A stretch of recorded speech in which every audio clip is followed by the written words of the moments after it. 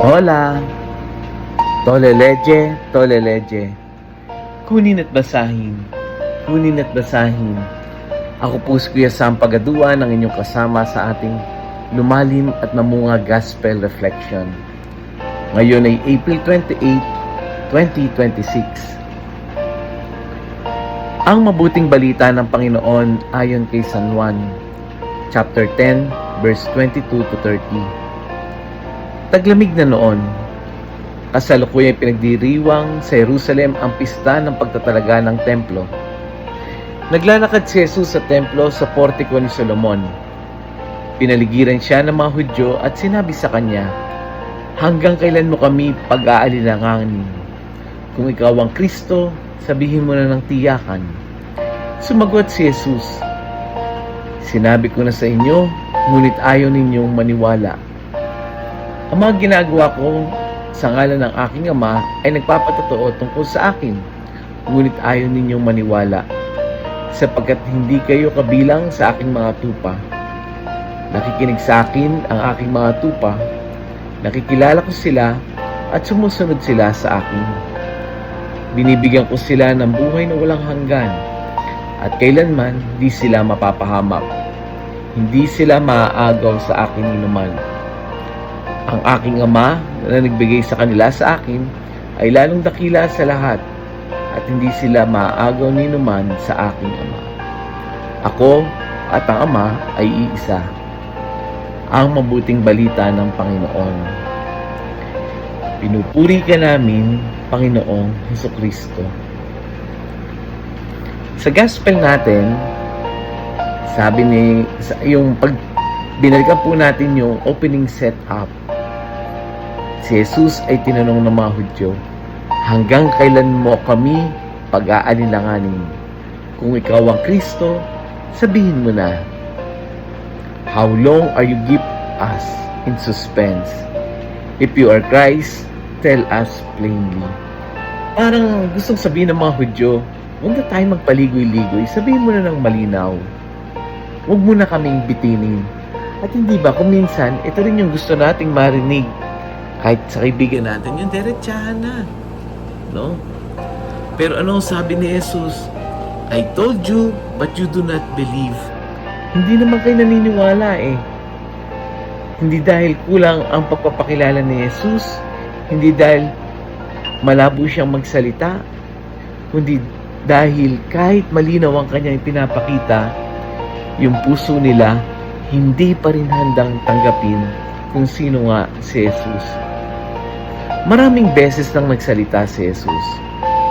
At kung tutusin, ganito rin hanggang ngayon.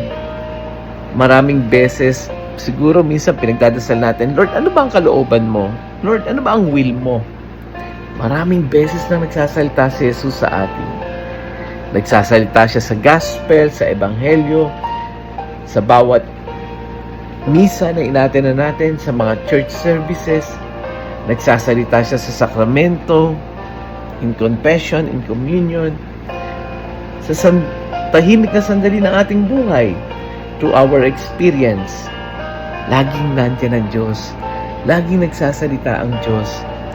At ayaw ng Diyos na manghula tayo sa Kanya. Hindi niya gustong lituhin tayo.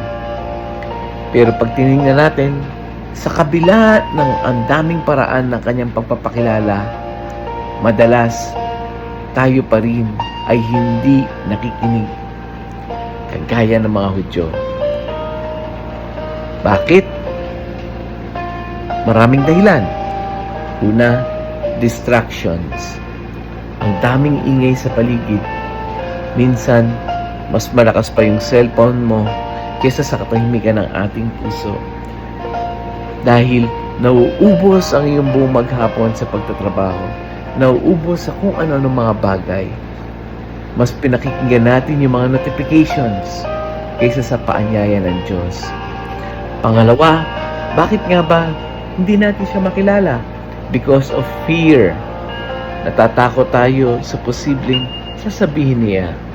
Dahil kapag tunay kang nakikinig kay Jesus, may pagkakataong meron siyang pabibitawan sa iyo. At hindi laging komportable ang pagsunod kay Jesus. Pangatlo, can be because of pride. May mga pagkakataon ding pride ang hadlang. Dahil ang gusto natin ay, yung gusto lang nating marinig. Doon lamang tayo. Gusto natin na, Lord, ito lang sasabihin mo sa akin na kasi ito yung gusto ko. Gusto natin yung sagot na ayon sa ating sariling direksyon. Minsan, it's because of lack of trust. Kulang tayo sa tiwala. Kahit may malinaw ng signs, may bahagi pa rin ng pusong nagsasabing, pwede bang isa pang sign? Di ba, ganito tayo? May pagkakataong malinaw na at alam natin yung tamang gagawin. May mga salita ng tumatama sa ating puso. May mga homily na parang feeling mo para sa iyo talaga. Hindi para sa iyo talaga yon.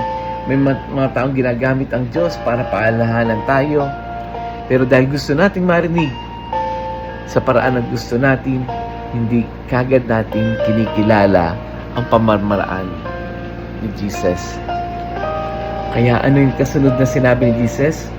My sheep hear my voice. Kilala ng aking mga tupa ang aking tinig. Napakaganda.